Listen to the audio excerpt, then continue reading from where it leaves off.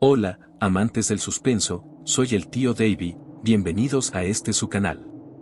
Hoy les traigo la segunda parte del relato anterior, no sin antes recordarles que si les gusta el contenido del canal, me regalen un like, se suscriban, comenten y activen la campanita para que reciban notificaciones de nuevos relatos, y si quieren compartir una historia, envíenla al correo que estará fijado en el primer comentario.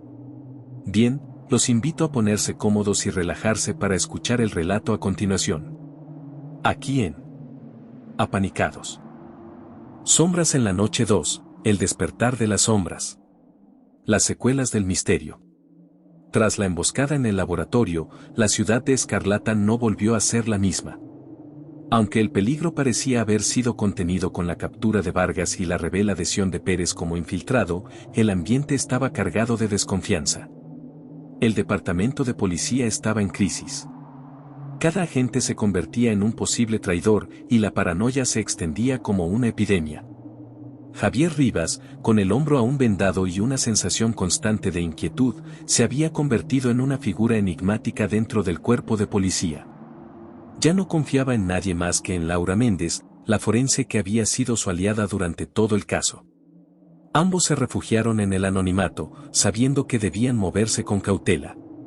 Esto es más grande de lo que pensábamos, Javier, dijo Méndez una noche, mientras revisaban los archivos de los casos cerrados sospechosamente. Necesitamos encontrar a todos los involucrados antes de que alguien más salga lastimado. Rivas asintió, con el rostro tenso. Sí, pero no será fácil. Esta red podría llegar a lo más alto, y no sabemos cuántos agentes están comprometidos. Mientras Rivas y Méndez profundizaban en su investigación, empezaron a notar patrones extraños en los archivos. Casos de asesinatos y desapariciones que nunca fueron resueltos. Testigos que cambiaron de opinión o que simplemente desaparecieron. Y lo más inquietante, todos estos casos compartían un detalle en común, una firma invisible que hasta ahora había pasado desapercibida. Era una rosa negra, a menudo dibujada en las esquinas de los documentos, un símbolo que nunca había sido registrado oficialmente, pero que ahora parecía omnipresente. Decididos a seguir este nuevo rastro, Rivas y Méndez comenzaron a revisar los casos más antiguos, buscando conexiones entre las víctimas y los sospechosos. Al revisar un caso de hace 10 años, descubrieron que uno de los detectives que lideraba la investigación de un homicidio sin resolver era el teniente Gómez. Gómez estaba más metido en esto de lo que pensábamos, murmuró Rivas, mientras pasaba las páginas amarillentas de los archivos. Si era parte de esta red, puede que haya más casos conectados. Pero antes de que pudieran seguir investigando, la puerta del pequeño archivo donde se escondían se abrió de golpe. Un hombre enmascarado irrumpió, disparando al aire con una pistola para intimidarlos.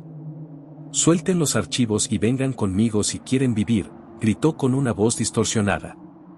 Rivas y Méndez intercambiaron una rápida mirada y, sin pensarlo, Rivas se lanzó hacia el hombre, tumbándolo al suelo. La pistola cayó de su mano, y en la confusión, Méndez recogió el arma y la apuntó hacia el intruso. «Habla. ¿Quién eres y qué quieres?», gritó Méndez, su voz temblando pero firme. El hombre enmascarado se rió débilmente. «No soy tu enemigo. Estoy aquí para ayudarte. Pero si no te mueves ahora, ambos estarán muertos antes de que puedan descubrir la verdad». Sin saber si confiar en él, pero sin otra opción aparente, Rivas y Méndez siguieron al hombre fuera del archivo. Mientras corrían por los pasillos oscuros, escucharon más pasos apresurados detrás de ellos. Al llegar a una salida trasera, el hombre enmascarado los empujó a través de una puerta hacia un callejón oscuro. «Escóndanse aquí», susurró. «Ellos no se detendrán hasta que todos los que sepan demasiado estén muertos». Rivas lo agarró por el cuello de la camisa. «¿Quiénes son ellos? ¿Qué sabes tú de esto?». El hombre enmascarado se quitó la máscara, revelando un rostro demacrado y ojos llenos de miedo. «Yo era uno de ellos, hasta que vi lo que realmente estaban haciendo. Son un culto, Rivas. Un culto dedicado a las sombras, al caos, a la destrucción de cualquier orden». El hombre, que se presentó como Fernando, explicó que había sido reclutado hace años por Vargas. Al principio, Pensó que era una simple fraternidad, un grupo de hombres y mujeres con un interés compartido en el ocultismo y la filosofía oscura. Pero pronto se dio cuenta de que estaban involucrados en algo mucho más siniestro. Nos llamaban las sombras de la noche, dijo Fernando con voz baja. Empezó como un grupo de estudio, pero rápidamente se convirtió en algo más. Vargas hablaba de la purificación a través del dolor, y antes de que me diera cuenta, estábamos cometiendo crímenes, matando a los que considerábamos impuros. Méndez, horrorizada, preguntó, ¿y cuántos de ustedes hay? ¿Cuántos más están ahí fuera? Fernando miró alrededor, como si temiera que las paredes tuvieran oídos. Muchos. No sé exactamente cuántos, pero estamos por todas partes. En la policía, en los hospitales, en el gobierno. Vargas solo era la punta del iceberg. Hay otros líderes, otros poetas, que creen en su visión. Rivas sintió una mezcla de furia e impotencia.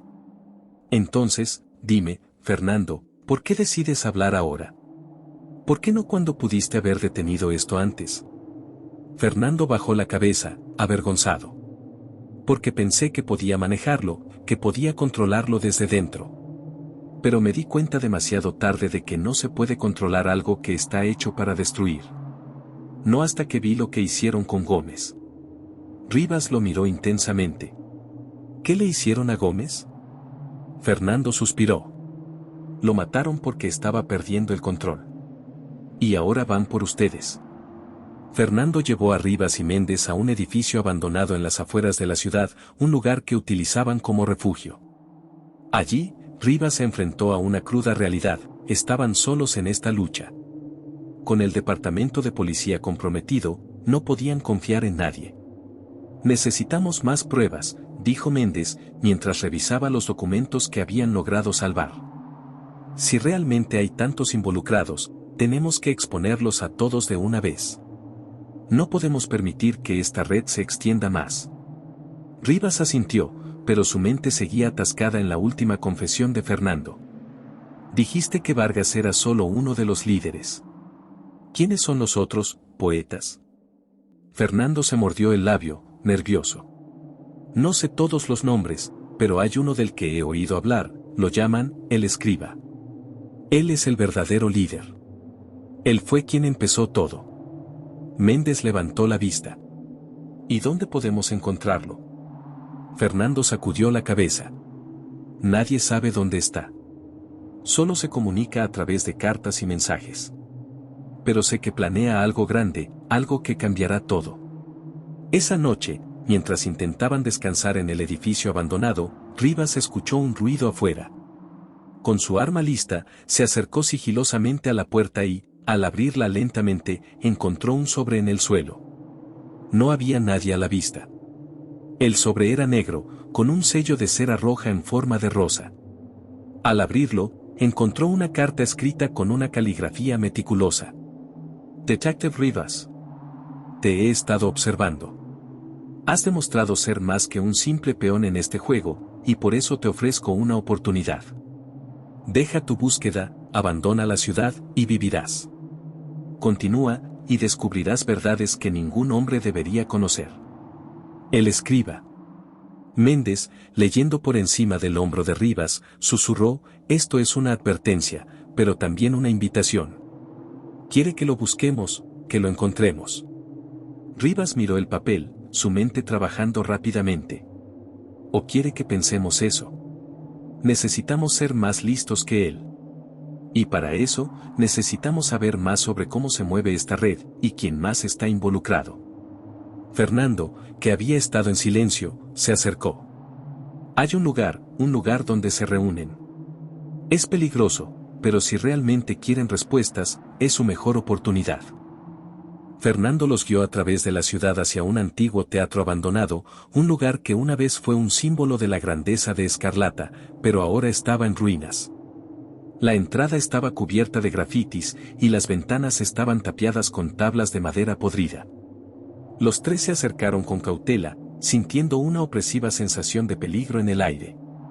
Este es el lugar, susurró Fernando, señalando la puerta principal, que estaba apenas entreabierta. Aquí es donde se reúnen, pero es un laberinto por dentro. Si entramos, debemos tener mucho cuidado. Rivas asintió y desenvainó su arma, mientras Méndez revisaba su pistola para asegurarse de que estaba cargada.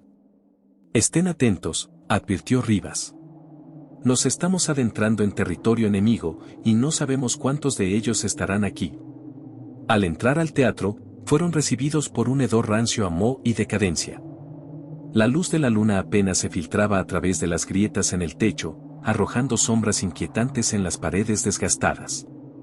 Rivas sintió como la piel se le erizaba, y cada paso que daban resonaba en el espacio vacío.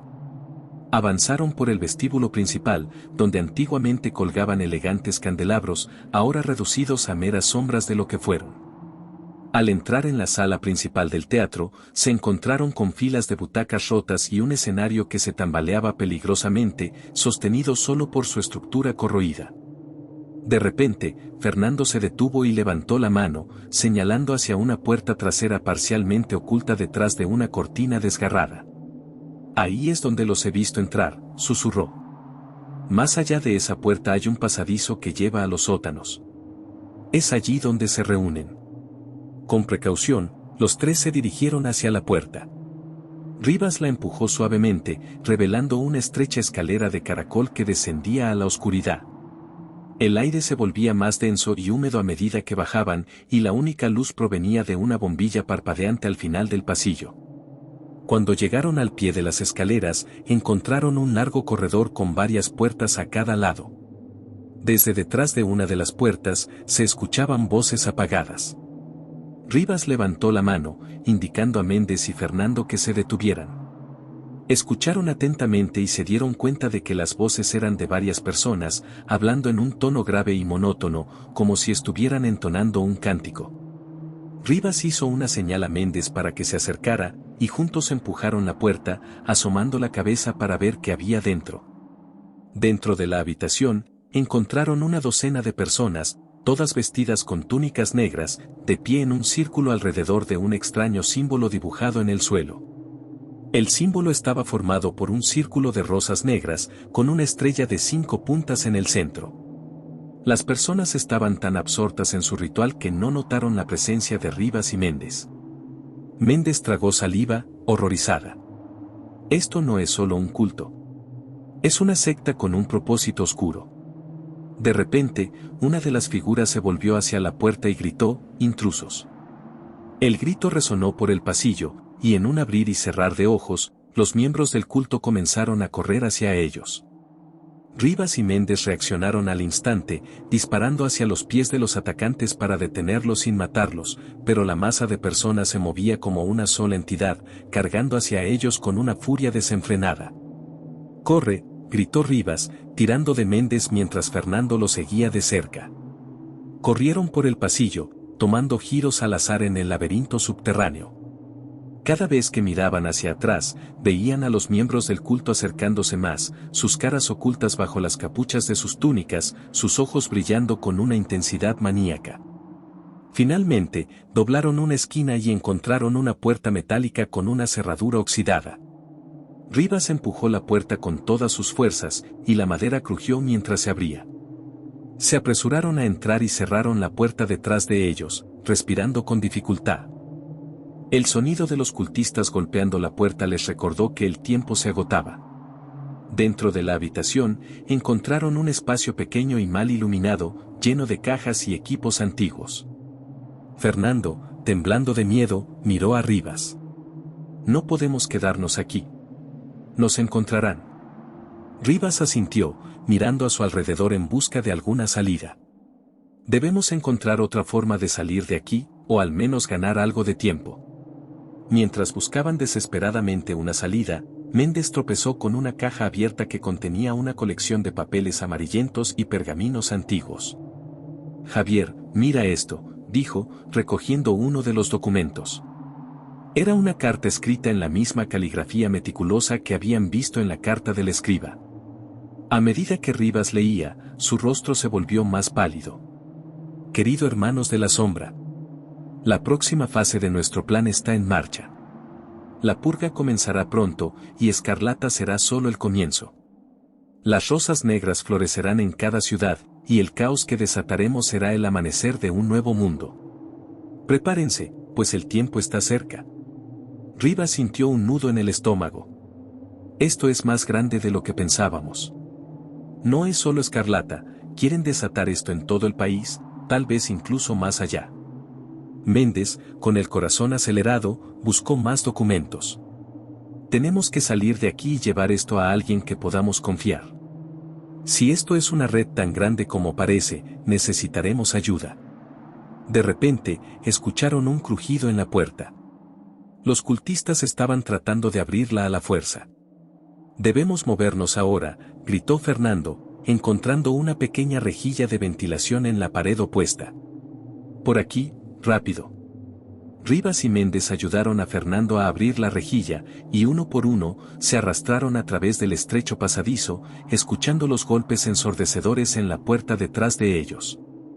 El túnel estaba oscuro y húmedo, con un olor rancio a tierra y moho que les hacía toser. A medida que avanzaban, el túnel se estrechaba aún más, forzándolos a moverse con más lentitud. El pánico comenzaba a apoderarse de ellos, y cada sonido del pasadizo resonaba con ecos de sus propios temores. Finalmente, después de lo que pareció una eternidad, el túnel se abrió en un sótano subterráneo lleno de escombros. Había una escalera de madera vieja que conducía a una trampa en el techo. Eso podría ser nuestra salida, susurró Méndez, señalando hacia arriba.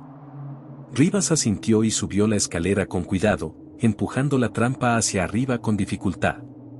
Cuando logró abrirla, vio que llevaban a un callejón detrás del teatro. Salieron uno por uno, y tan pronto como estuvieron afuera, Rivas cerró la trampa detrás de ellos. Respiraron profundamente, agradecidos por un momento de respiro. Pero sabían que no estaban a salvo aún. Tenían pruebas, pero también tenían una red de fanáticos que los cazaba. Decidieron no regresar directamente a la estación de policía, sería demasiado arriesgado. En lugar de eso, se dirigieron al departamento de un viejo amigo de Rivas, un periodista llamado Diego Salazar. Diego era conocido por su integridad y por su aversión a la corrupción, y Rivas sabía que si alguien podía ayudarles a exponer la verdad, era él. Cuando llegaron, Diego los recibió con sorpresa, pero rápidamente les hizo entrar al ver sus rostros serios y las heridas que aún sangraban. ¿Qué demonios les pasó?, preguntó, cerrando la puerta rápidamente detrás de ellos. No hay tiempo para explicaciones largas, dijo Rivas, mostrando los documentos que habían recuperado. Necesitamos que publiques esto. Hay una red secreta operando dentro de la ciudad, y tal vez incluso más allá.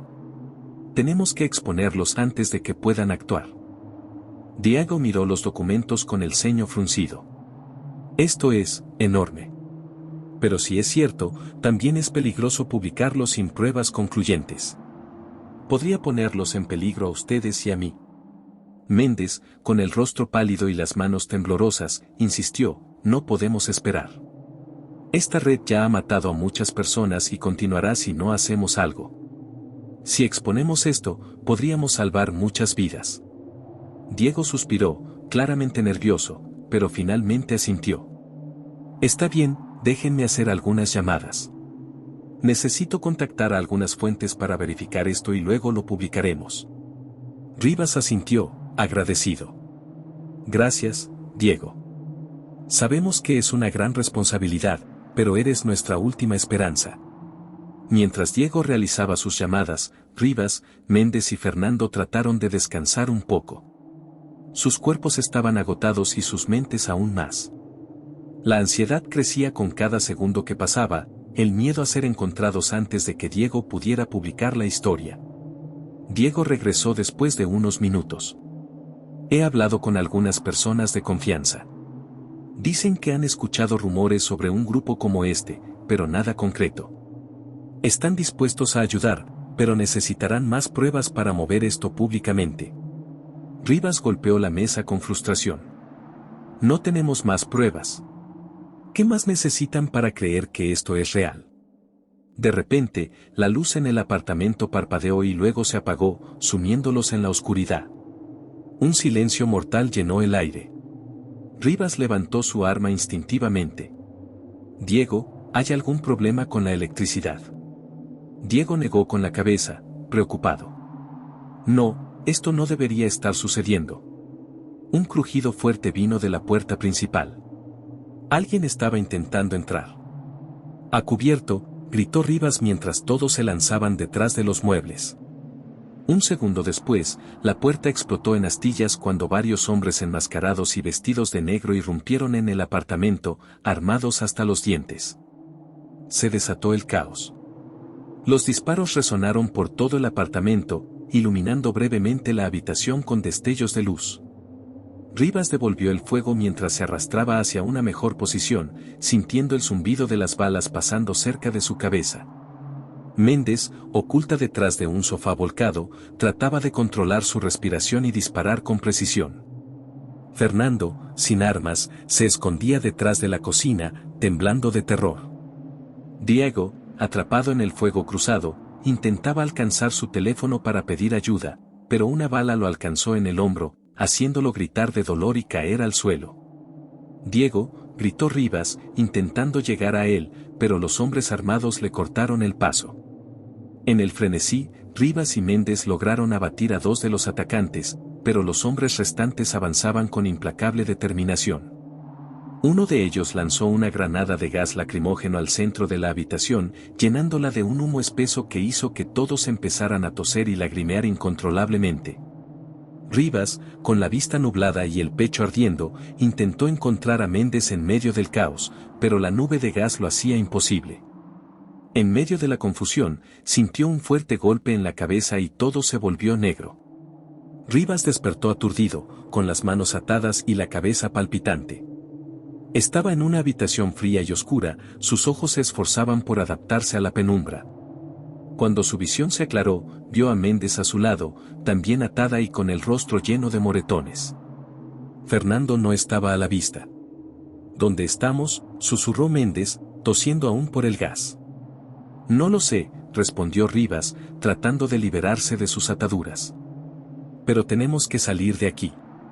De repente, una puerta se abrió y un grupo de figuras enmascaradas entró, seguidas por un hombre de pie erguido y vestido con una túnica negra decorada con una rosa roja. Era una figura imponente, con una presencia que llenaba la habitación de una tensión escalofriante. Bienvenidos, Rivas y Méndez, dijo el hombre con una voz calmada y fría. He esperado este momento por mucho tiempo. Rivas sintió un escalofrío recorrer su columna. ¿Eres el escriba? El hombre sonrió, mostrando una serie de dientes perfectos que contrastaban con la oscuridad de su atuendo. Así es. He observado sus esfuerzos, su perseverancia, y debo decir que me han impresionado. Es una lástima que hayan elegido el lado equivocado. Méndez intentó levantarse, pero fue empujada brutalmente de nuevo a su asiento por uno de los secuaces del escriba. ¿Qué quieres de nosotros?, demandó, su voz llena de desafío. Quiero que vean el error de su camino, respondió el escriba. Quiero que entiendan que lo que hacemos es por el bien de un orden superior, un mundo donde los fuertes sobreviven y los débiles perecen. Rivas escupió en el suelo. Eres un loco. Matar a inocentes es tu idea de un mundo mejor. El escriba se rió suavemente. Inocentes, todos son culpables de algo. Y aquellos que no lo son, simplemente aún no han cometido su pecado. Pero, me temo que sus preguntas y resistencia ya no son relevantes. Su tiempo aquí ha llegado a su fin. De repente, se escuchó un fuerte estruendo desde fuera de la habitación. Los hombres enmascarados se tensaron y el escriba frunció el ceño, claramente molesto por la interrupción. Uno de sus secuaces se acercó rápidamente a la puerta para ver qué estaba pasando. La tensión en la sala aumentó. Méndez y Rivas aprovecharon la distracción para tratar de soltarse de las cuerdas que los ataban, luchando contra el pánico que crecía dentro de ellos. Cuando el secuaz volvió a entrar, susurró algo al oído del escriba. El escriba asintió lentamente y se dirigió a sus prisioneros. Parece que nuestro tiempo juntos se ha acortado. Una lástima. Antes de que Rivas pudiera responder, un grupo de hombres vestidos de negro irrumpió en la habitación. Eran miembros de una fuerza de élite de la policía, sus insignias brillando en la oscuridad. Todos al suelo, ahora, gritó uno de los oficiales, apuntando con su arma al escriba. El escriba no mostró signos de miedo. En lugar de eso, sonrió y levantó las manos lentamente. Ah, justo a tiempo, murmuró con una satisfacción perturbadora. Mientras los oficiales aseguraban a los secuaces y liberaban a Rivas y Méndez, uno de ellos se acercó al escriba para ponerle las esposas. Pero en un movimiento inesperado, el escriba sacó un pequeño dispositivo de su túnica y lo apretó. En ese instante, un sonido agudo llenó la sala, seguido por una serie de explosiones ensordecedoras. La habitación se llenó de fuego y escombros. Rivas sintió el impacto del calor y el poder de las explosiones mientras era arrojado hacia atrás, perdiendo el conocimiento por el impacto. Rivas abrió los ojos lentamente, sintiendo un dolor agudo en todo su cuerpo. Estaba tendido en lo que quedaba de la habitación, ahora una ruina humeante. A su lado, Méndez yacía inmóvil, sus ojos abiertos y vacíos. El horror lo golpeó como una ola. Méndez. Laura, gritó, arrastrándose hacia ella, su voz quebrándose.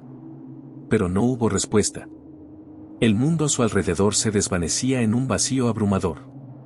Escuchó una risa débil y dolorida. Giró la cabeza para ver al escriba, gravemente herido pero aún vivo, arrastrándose entre los escombros. ¿Lo ves, Rivas?, dijo con una voz ronca. No puedes detener lo inevitable. El caos siempre encuentra su camino. Rivas, con el corazón roto y lleno de rabia, se levantó con dificultad y se acercó al escriba. Antes de que pudiera decir algo, un último susurro escapó de los labios del escriba: la purga ha comenzado. Con esa última revelación, el escriba exhaló por última vez y su cuerpo quedó inerte. Rivas se quedó inmóvil, observando cómo la vida abandonaba los ojos del hombre que había causado tanta destrucción. Sin embargo, no sintió satisfacción alguna. Solo quedaba un vacío, una mezcla de dolor y desesperación que lo consumía por dentro. Rivas miró a su alrededor. El humo todavía llenaba la habitación, y los sonidos de los escombros cayendo y el crepitar de pequeños fuegos eran lo único que rompía el silencio. Los cuerpos de los oficiales, los secuaces del culto y su querida compañera Méndez yacían dispersos entre los escombros. La devastación era total. Lentamente, Rivas se arrastró hasta donde Méndez estaba. Sus manos temblaban mientras la tomaba en sus brazos. Laura, lo siento tanto, susurró, sintiendo las lágrimas arder en sus ojos. Lo siento. No sabía cuánto tiempo pasó así, sosteniendo el cuerpo sin vida de su compañera y amiga, hasta que escuchó el sonido distante de sirenas acercándose. Sabía que pronto la policía y los servicios de emergencia llegarían, pero ya no le importaba. Su misión había fracasado de la manera más devastadora posible. Las sirenas se acercaban, y el sonido del caos en la ciudad se volvía cada vez más fuerte. A lo lejos, Rivas pudo escuchar las explosiones y los gritos de pánico. Era como si el mundo entero se estuviera desmoronando a su alrededor. Recordó las palabras del escriba: la purga ha comenzado. Mientras lo levantaban y lo llevaban hacia una ambulancia, Rivas se dio cuenta de la magnitud de lo que estaba sucediendo. No había sido solo un culto, era una conspiración mucho más grande y arraigada. Las rosas negras florecerían no solo en Escarlata, sino en muchas otras ciudades. El caos que había empezado esa noche se extendería como un fuego incontrolable. «Deténganlos». «Hay más», gritó con lo que quedaba de su voz, pero su advertencia se perdió en el bullicio de los equipos de emergencia y las comunicaciones por radio. Nadie parecía entender lo que realmente estaba pasando. En ese momento, un paramédico se le acercó y le administró un sedante. «Tranquilo, señor, lo tenemos.